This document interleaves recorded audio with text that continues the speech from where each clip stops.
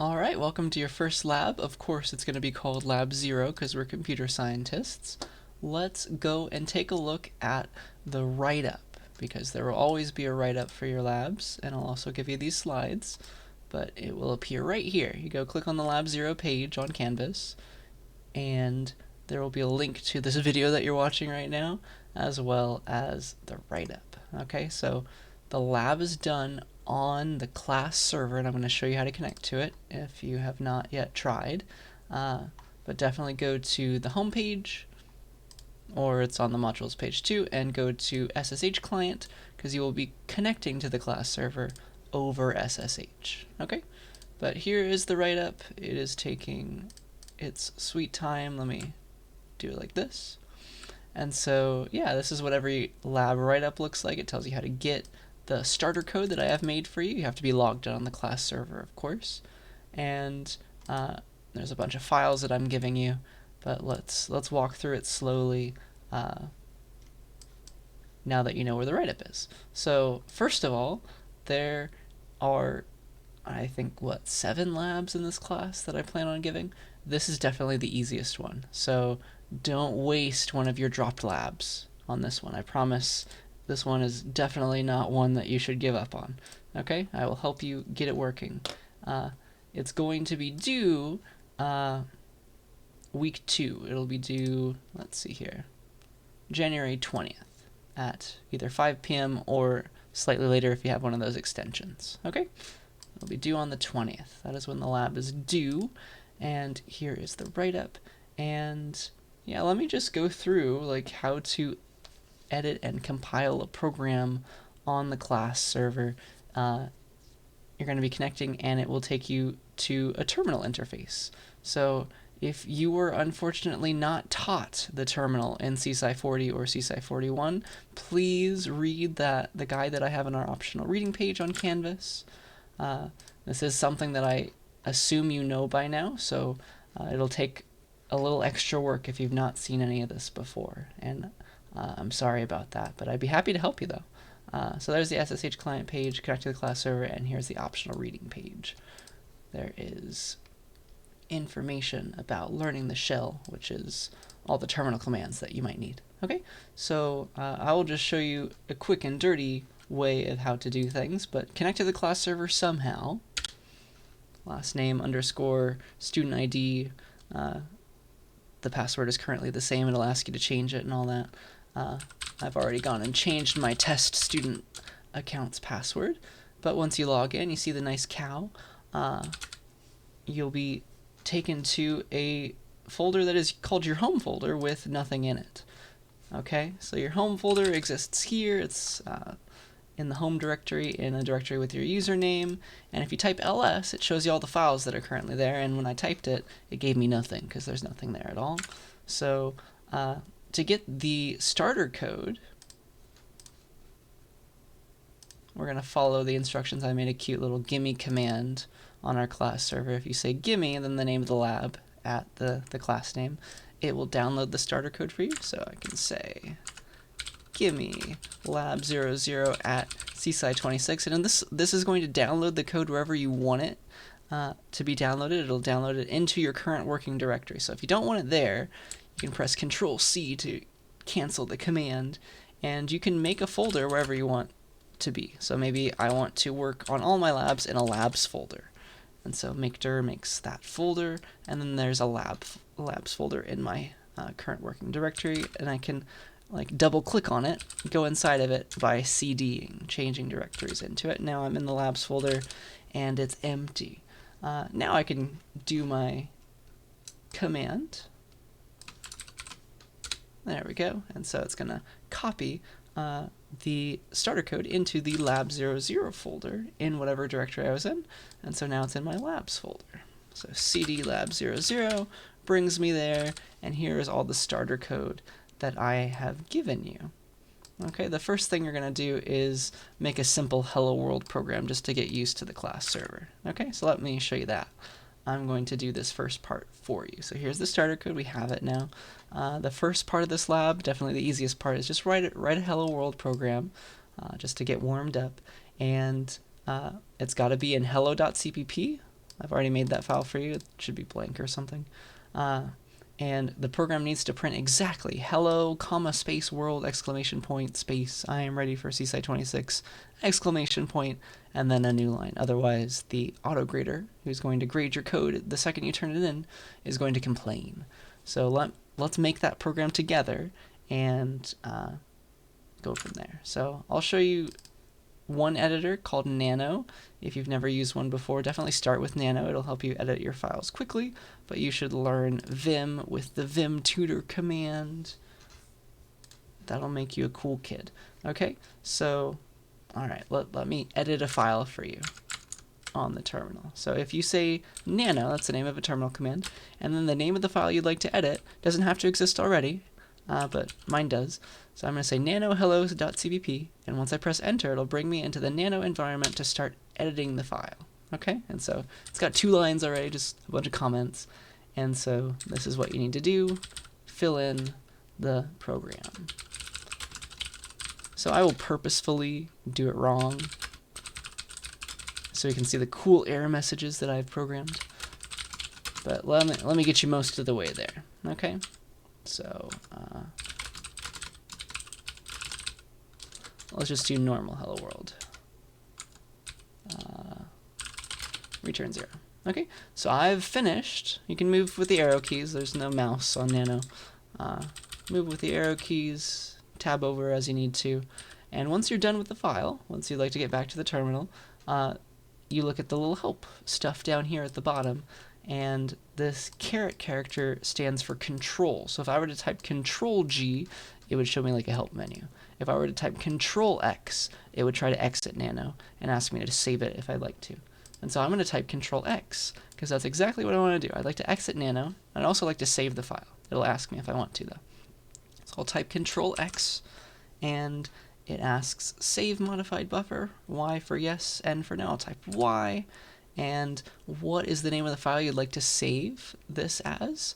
By default, it gives the one that you opened it as. You could potentially save it as a different file name if you'd like to change this, but I'll keep it the default because I want to overwrite this file, and hit enter, and now it's been changed. Unless it's still there, it was already there to begin with. You can look at the differences on the terminal with the cat command if you'd like, and so it's going to print out the file to the terminal. Now you can see that there are some changes, and they're there.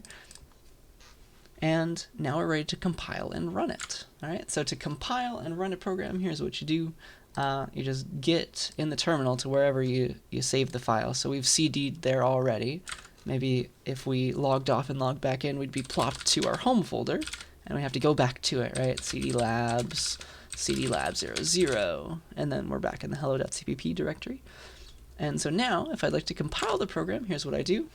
If it's just a single file, here's how you do it. You say g++, name of the file, g++, hello.cpp, and then -o what you want it to be called. So I'll say -o hello. Okay?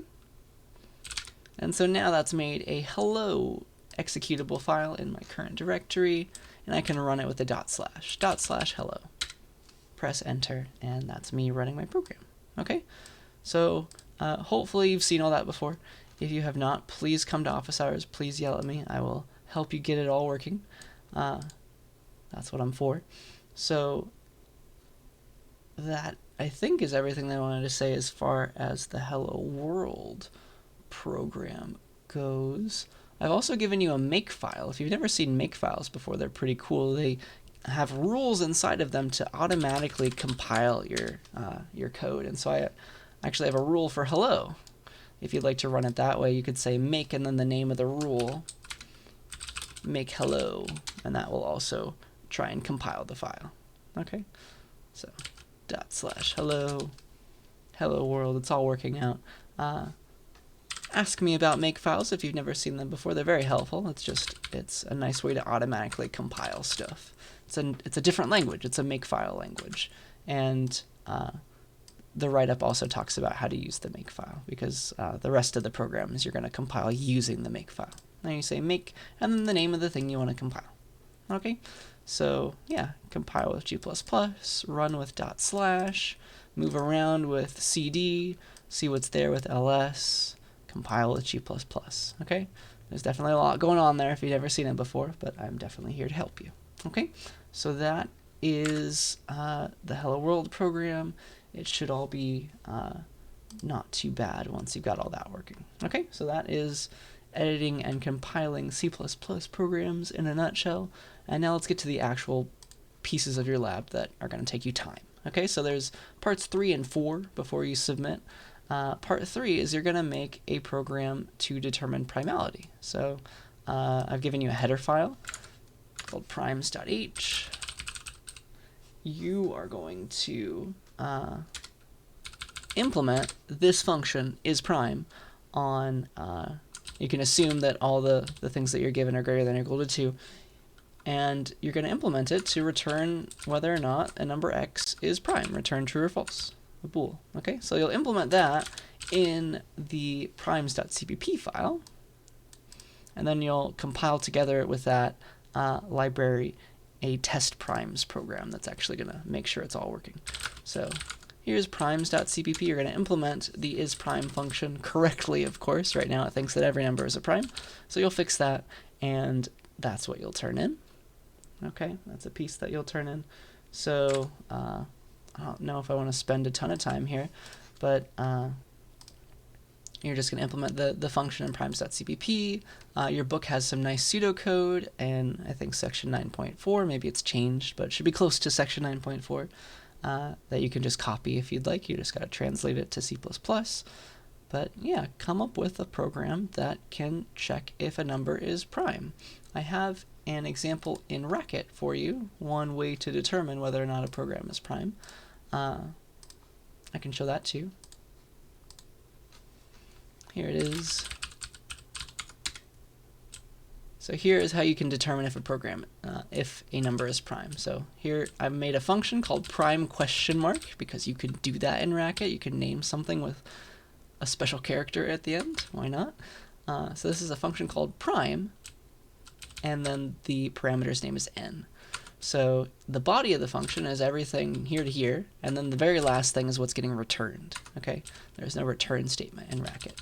But here's what it's doing. It's making a little helper variable called wasItPrime, and if this ever changes to false, we know the program that the n variable was not prime. Okay, so if we never change this variable, then it really was prime after all. Okay, so the standard way of determining whether or not a number is prime is to just start dividing it by every number between 2 and that number minus 1. If we find that any of those numbers go into the number cleanly, right, like 4 for example, you can divide 4 by 2 and that goes in cleanly twice, then you found a factor of that number.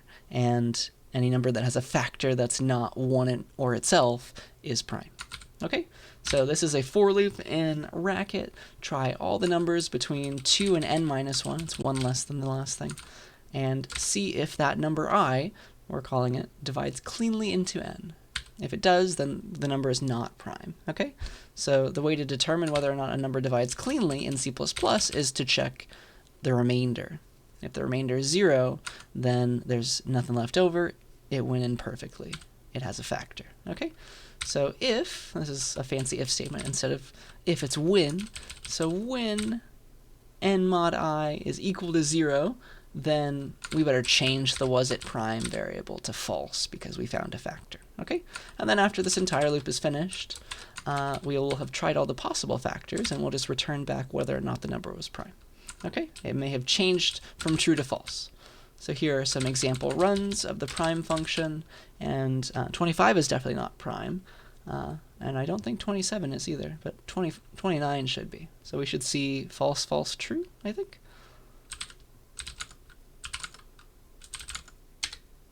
Cool.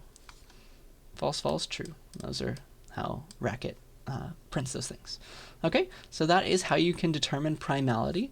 You can actually make it a little bit better. I think the pseudocode in the book shows you an optimization. You don't have to go all the way up to n minus 1. You can stop at square root of n because you're only looking for one factor. So that is nice, and that is your first example. So that's the first program that you'll be writing. in primes.cpp, and then it'll be running it with test primes.cpp. That includes your primality testing library, and here are all the tests that I've made for you. Just get them to pass. Okay? So I use this assert true function, which is defined in the testing.h file. It just checks that this first parameter is true. So like, is prime 1993? Yes, that's a prime number. Same with 97. All these are prime numbers, so those should all return true. And then, like, all these are not prime numbers. Okay? So that should return false. And right now, our default implementation is saying that every number is prime, so a lot of these are going to fail. But to compile, you use the make file, make test primes. And it's going to take care of all the compilation work for you. It'll tell you if there's any errors, but the name of the program is test prime, so you can run it. And it'll show you that some of these things pass. You're welcome, half the tests already pass, but half of them fail, of course, because it's claiming that every number is prime right now. Okay, so that is your next part of your lab. Shouldn't be too bad. I just wanted to make sure we're all on the same page, so I took a little while to explain it. The last part of your lab probably will take you the most time, but it's also the most interesting. So here it is. You're going to calculate pi in the program. So here's pi.h, and there's quite a few interesting things going on here. So I've made you a class called point that represent two-dimensional points, so with an x and a y coordinate, and I've given you a function that generates points called uniform random point. It gives you back a point. It's a static method. Look into what that is if you've never seen it before, but you can just say point : : uniform random point, and it gives you a point that's random, and you can ask for its distance from the origin. That's actually all we're going to need for our points, okay? And then we're also going to have a function called approximate pi by what's called throwing darts at a virtual dartboard. I promise that this will make sense once I explain it. It's a really cool concept, though. Not super efficient, but it is one way of approximating pi. So pi.cpp is where we're going to implement all this stuff, but I've done a lot for you. So all the point class, that's done. Here's how you make a uniform random point. It gets you a random point. You'll be calling that a lot. And then this is how you calculate the distance of a point from its origin, and constructor, of course. You're going to be implementing the approximate pi function. You're going to be throwing exactly num darts, and you're going to be counting how many darts landed inside of a circle, okay? So let me try and prove to you how this is going to work and actually calculate pi. So you are going to randomly throw a bunch of darts onto a square. So you're going to pick a bunch of random numbers between -1 and 1, kind of, and that will give you a random point within this box centered at 0, 0. Let me draw this on the slides. So here's our box. It is centered at 0, 0. That's the origin right there. And I'll draw some axes. So if you want to get a random point somewhere in this box, the whole box, including the circle, like maybe here, maybe here, maybe here, everywhere, you want to get a random number between, this is -1, +1, +1, -1, between, like,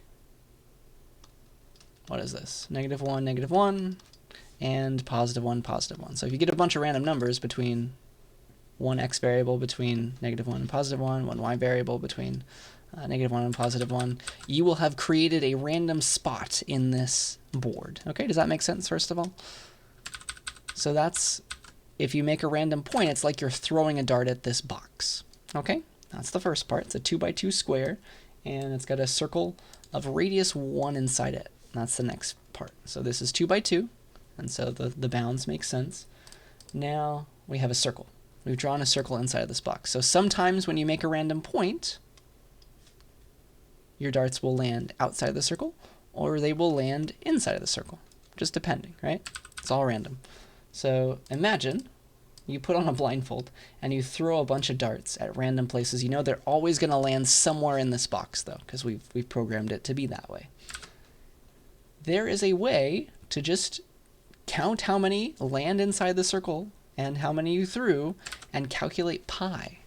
Let me show you why. It has to do with a difference of areas. So imagine that you throw a ton of darts. It's going to essentially fill in this board, right? You won't be able to see the circle anymore if you throw a bunch of random darts. A lot of them will land in the circle, but some of them won't, okay? And so essentially you're coloring in the entire box with single darts, just tiny ones, but infinitely many of them. So assume you did that. How can you calculate pi from that? Well, if you throw a single dart at a time, you can think of it as eventually like drawing the circle or drawing somewhere outside the circle, because it'll like fill itself in with millions and millions of darts. Okay?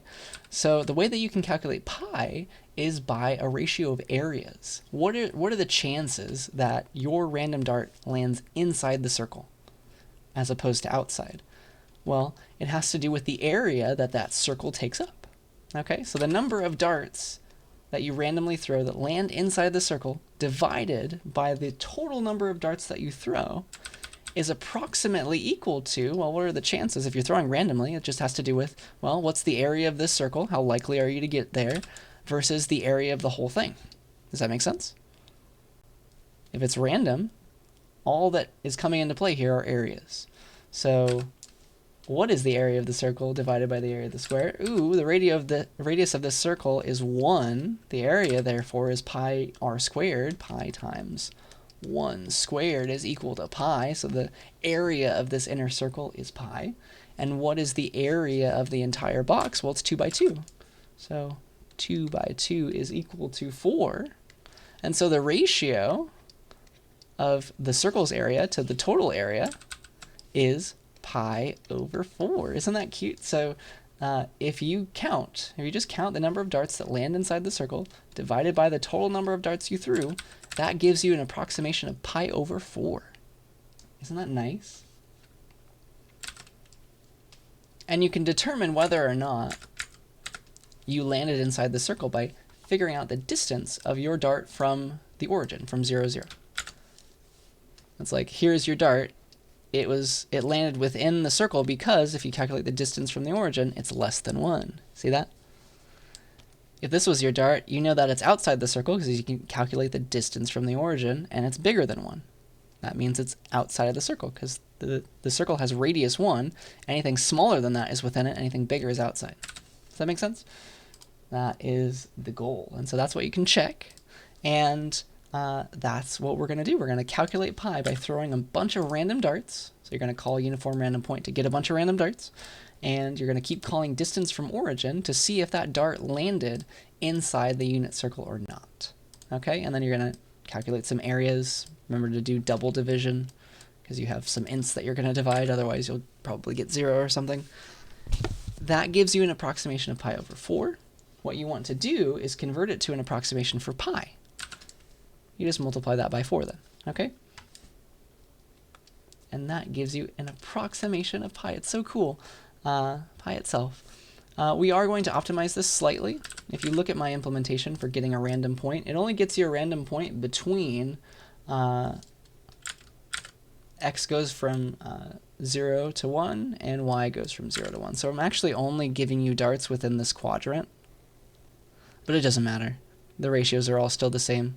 So just pretend you're throwing it at the whole thing, but you're really secretly only throwing darts within this quadrant, between 0 and 1. Doesn't work. It doesn't matter. You can still check. And the ratios are all still the same, because what is the whole thing but 4 times one of those quadrants? Okay, so that is our optimization. The formula all still works. It actually doesn't really converge to pi very well. Like, you got to throw like billions of darts to get it accurate to like 3 decimal places. But that's okay. It's still really cool. All right. So that is your the program that I'd like you to write. So call this static method uniform random point and check its distance from the origin. Count the number of darts that land inside the unit circle. Divide by the number of darts you threw. That gives you an approximation for pi over 4. Multiply that by 4. You've got an approximation for pi.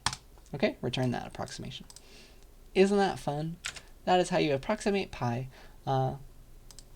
Is there anything else that I'd like you to take a look at? Well, definitely read all this, of course. But yeah, that's what you'll be implementing. Static methods, just quickly. A static method belongs to the class itself rather than to an object. So,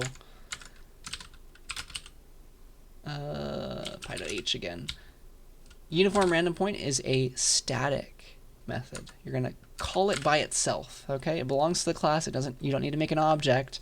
It's actually going to make a point for you.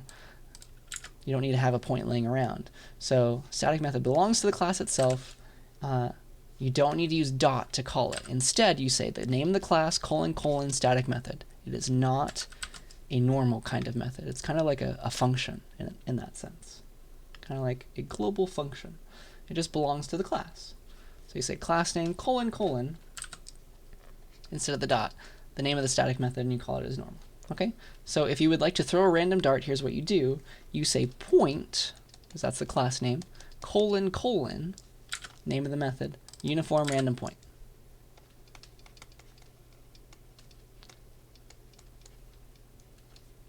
And definitely look this up in whatever CSCI 40 textbook you had. It should give you some extra helpful information. So this is going to return to a point, P, and you've just saved it. Okay? So that is how you throw a single dart. You're going to do that num darts times. Okay? And so that's how you do it. That's how you get it working. And you can compile and run. I've made you a test file. It's called test.py.cpp, and you can compile it with make test py. Run as usual. Here is that testing file. So I'm going to approximate pi by throwing 1,000,000 darts. 1,000,000. You can put quotes in your numbers so that it's easier for you to read them, which is pretty nice. And so here is my testing function.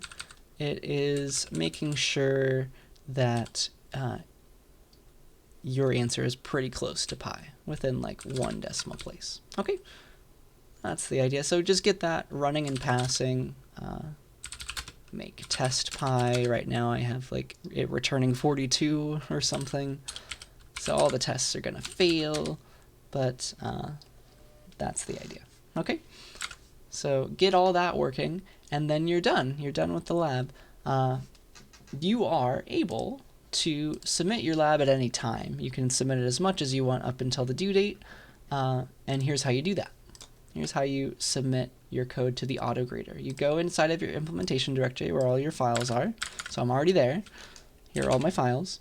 And you're going to turn in certain ones. Okay, you're only going to turn in the stuff that you needed to change. So you're going to turn in hello.cpp, primes.cpp, and pi.cpp.